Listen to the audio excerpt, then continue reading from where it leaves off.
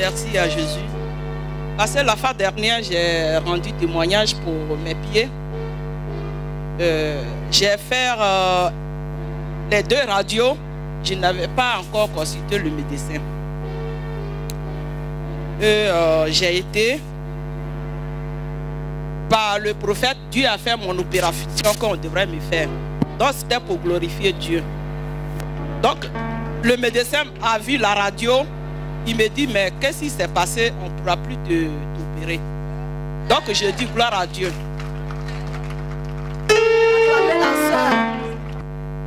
Il y a quelque temps ici, le prophète avait révélé qu'il y a une personne qui est malade et qui était programmée pour mourir le 17 décembre l'année 2014. C'est ma fille. Vous savez, Dieu qui révèle les choses, ce n'est pas un homme qui prépare dans la cachette, dans les cachettes. Il n'y a pas de magie, il n'y a pas de coup bas. C'est que Dieu révèle le prophète, ça vient directement du Seigneur. Il n'a pas appelé quelqu'un dans le coin, dis-moi ton problème. Comme ça, je viens à l'église devant le peuple pour dire, c'est Dieu même. Jésus dit, tout vous sera pardonné, mais sauf le blasphème de son esprit. On ne blasphème pas l'esprit de Dieu. On ne joue pas avec l'esprit de Dieu. Parce que si tu joues avec l'esprit de Dieu, Dieu te frappe. Donc on ne doit pas mentir sur le Saint-Esprit. Donc c'est le Saint-Esprit qui a révélé lui-même au prophète. Vous dit, ma fille, le diable a voulu la manger. Vous voyez là. Donc c'est par amour que pour elle, que le prophète a intercédé. Le prophète ne dort pas la nuit. Hein. Il ne dort pas. Il reste jusqu'à 6 h du matin éveillé. Même quand tu causes avec lui, il est en train de prier. Il pense qu'il cause avec toi, mais il prie en même temps. Et en même temps, le Seigneur décante. C'est pour ça, sa mission ici, c'est un succès. Parce qu'aucun d'entre vous n'est mort. Parce que tout ce que le plan que Dieu avait réservé, c'est échoué. Elle est le témoignage parfait. Non seulement Dieu l'a guéri, Dieu l'a fait vivre. La date que l'ennemi avait prévue est passée. Nous sommes aujourd'hui le combien? 17. Aujourd'hui le combien? 27. Donc il y a combien de temps? Acclame le Seigneur pour cela. Vous voyez? Et Jésus a banaké azure, et manibo. Et Jésus a banaké azure, mon aïseo. Et la voix banaké azure, mon aïseo. Et Jésus a banaké azure, mon aïseo. Mon aïsé, ah, mon aïseo. Mon aïsé, mon aïseo. Et la voix banaké azure, et manibo. Et Jésus a banaké azure, mon aïseo. La voix banaké zure mon aïseo. Et Jésus a banaké zure mon aïseo. Mon aïsé, mon aïseo. Mon aïsé, mon aïseo. Alléluia. Alléluia. Je pouvais dire appelez-moi grâce. Mais demain les gens vont monter dans le métro pour dire que ah, je vous suivi dire s'appelle grâce maintenant. Voilà pourquoi je vous dis, appelez-moi grâce. Le 18 septembre 2013, j'étais couché dans un hôtel avec 2 petits enfants. Ma petite fille avait 1 an. Et puis mon petit garçon avait 9 ans en ce moment. Je me réveillais très tôt le matin. Je partais me laver avant de venir réveiller les enfants pour les accompagner à l'école. Je sens mes jambes très lourdes. Pourtant, le 17, je n'étais pas malade. Je n'avais rien. Et j'ai senti mes jambes très lourdes. Je me suis couché. J'ai dit, ah, comme je n'ai jamais senti ça, ce qui m'arrive là, je vais me tendre un peu. Si ça va, je vais me lever. Mais quand je me suis couché là, une fois que je vais m'appuyer comme ça sur mon bras pour me lever, impossible.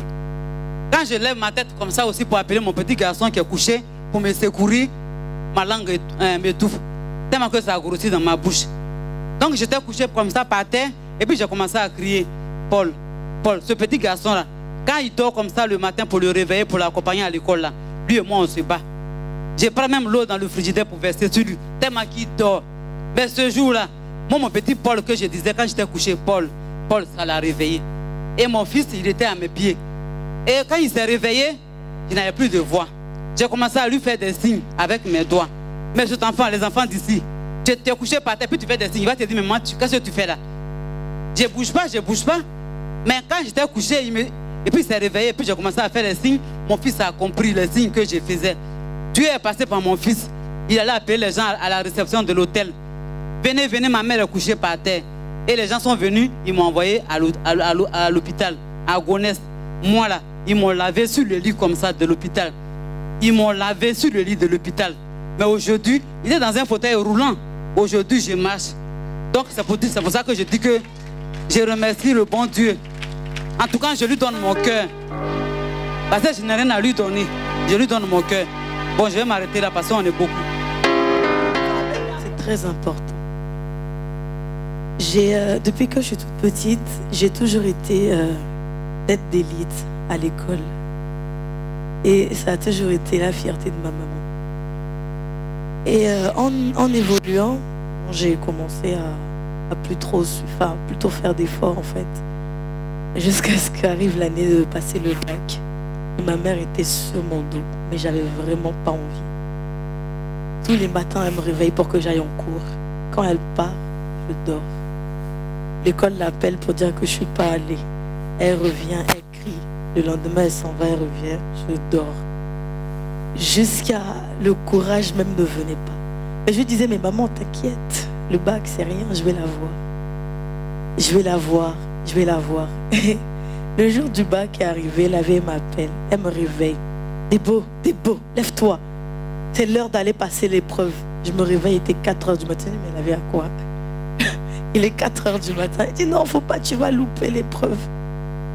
Jusqu'à ce que l'heure arrive, je suis allée passer mon épreuve. Effectivement, j'ai eu le bac. Et j'ai été orientée à la Sorbonne. Donc ma vieille me mettait aux anges. Et en fait, il s'est passé que j'ai été, mais j'avais pas non plus la force de suivre. Donc j'ai fait une première année. Après, j'ai laissé. J'ai retenté une deuxième année. J'ai laissé l'année dernière. J'ai dit, bon, c'est bon, j'en ai marre, je travaille, je vais plus à l'école. La Vierge Marie me dit, mais c'est pas possible. Tu peux pas t'arrêter comme ça.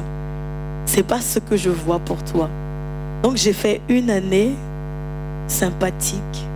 Donc j'étais dans sympathique. Et je disais là, je travaille un peu, je vis un peu, bon, voilà. Et pendant ce temps, la maman me disait, mais Débo, tu peux pas rester comme ça, tu peux pas rester comme ça. Donc je me suis réinscrite à l'école. Et je suis retournée, sauf que je voulais vraiment me concentrer, donc j'ai changé de ville. Ce qui fait qu'en ce moment, je ne vis pas à Paris, mais je suis à côté du Luxembourg. Et je suis à l'école là-bas. Mais quand l'école a commencé, je me suis investie, mais il y a tout qui s'est bloqué. Tout. Il n'y avait plus rien qui marche. Même pour acheter les fournitures, c'était chaud. Ils ont arrêté de me payer. La bourse, ils me l'ont refusé. En tout cas, ils ont fait tout en sorte que je sois découragée, en fait. Je disais à maman, mais est-ce que c'est une bonne idée de retourner à l'école? Elle dit, si, tu vas aller. Même si c'est dur, on va trouver, on va payer. Des fois, je restais à la maison parce qu'il n'y avait pas assez d'argent pour payer le transport pour partir. Mais je restais. Quand elle trouvait l'argent pour payer le billet, quand je pars, je me prends une amende parce que j'ai oublié telle chose, Mais c'est vraiment tout pour que ça n'aille pas, en fait. Et j'ai commencé à rentrer dans une période de stress. Je le vivais très mal. J'étais là-bas, j'étais inquiète. Quand j'appelle maman, j'ai pas envie de l'inquiéter. Je veux arrêter, je sais pas. Bon, j'ai commencé à réellement à dire je vais laisser tomber. Mais c'est pas ce que je vois pour moi-même. Et donc, maman dit, Débo, viens dans mon église, tu vas donner un coup de main. Elle dit, viens. Je dis, bon, c'est pas que, voilà, mais je suis un peu fatiguée des églises. J'en ai vu des vertes et pas mûres. Je suis fatiguée. Je vais venir, ça va encore se passer comme ci, se passer comme ça. Elle m'a dit, viens. Donc on est venu. Un jour, on a été voir le pasteur en personne. Et donc j'étais avec maman, il a prié pour elle. Après, ils ont prié pour moi. Cette semaine, je suis restée. Et la semaine d'après, je suis allée en cours. Mais je suis arrivée, mes amis me disent, mais qu'est-ce que t'as? Il fait moche, toi tu es là, tu es de bonne humeur, c'est quoi ton problème? Mais arrête, tu saoules. Mais tu me saoules avec ton sourire. J'en ai marre de te voir de bonne humeur. Et effectivement, j'ai retrouvé ma joie. J'ai retrouvé ma joie et ma motivation. Et ça, je pense que personne d'autre peut te l'apporter à part le Seigneur, en fait. Et depuis que j'ai repris mon ministère, ben, je rayonne. Et je remercie le Seigneur.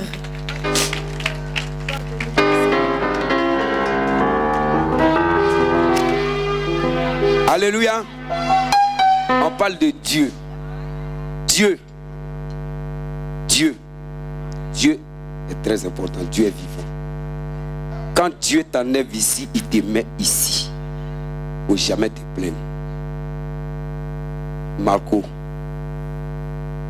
Marco qui a été humilié, rejeté, le mauvais Marco. Pourtant Marco n'a jamais fait prison. Il n'a jamais tué l'homme. On ne m'a jamais attrapé comme sorcier. Où je passe toujours on m'aime. Mais c'est le mauvais Marco. Mais quand Dieu t'enlève ici, t'enlève ici.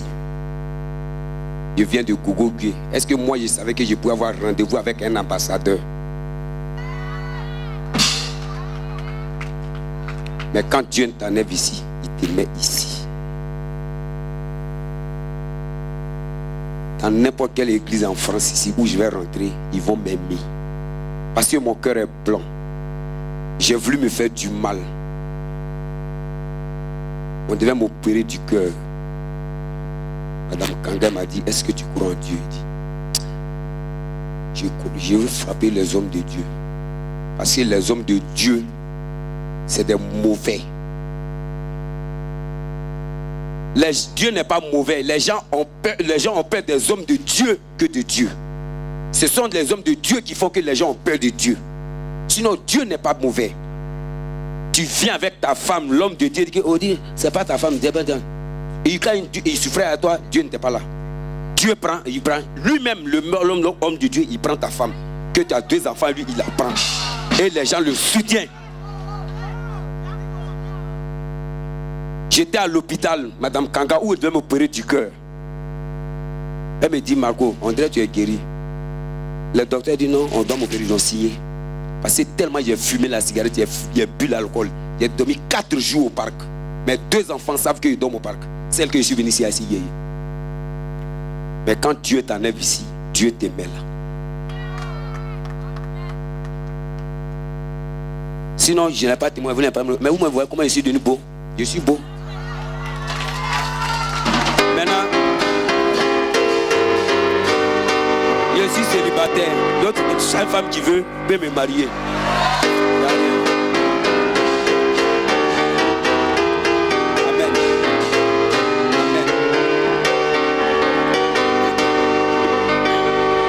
Mais dans cette église où il y a mis pied, le prophète Oli David, il m'a dit, reste tranquille, tu es la pierre rejetée, mais tu seras la pierre principale. Aujourd'hui, je suis la pierre principale. Ouais. Je me suis levé chez les docteurs et dit, laissez-moi. Pourquoi vous allez m'opérer? Ils m'ont dit, mais vous ne m'opérez pas. Je vais à la maison. Le lendemain, il va à l'église. Je suis venu à l'église. Quand il rentre dans l'église, il met la joie dans le cœur des enfants de Dieu. C'est pourquoi quand je partirai, tous les jours ils vont m'aimer. Partout. Et puis c'est obligé. Parce que je suis en Dieu. Et c'est Dieu qui fait que je suis toujours beau et brille. Ou bien?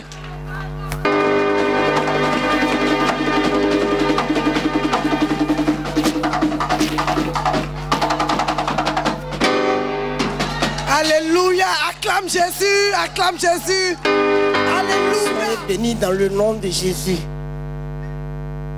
Voyez, s'il y avait 50 temples de la grâce à Paris ici, même à Londres, je ne sais pas encore aux États-Unis, je vais demander aux affaires sociales de m'attribuer un billet pour aller là-bas. Et je sais que le Dieu que nous prions n'est pas un Dieu waï-waï. D'après mon petit-fils, la maman, Abi, tu m'as envoyé là, c'est waï-waï. Et qui fait, c'est pas griffé. Notre Dieu est un Dieu vivant.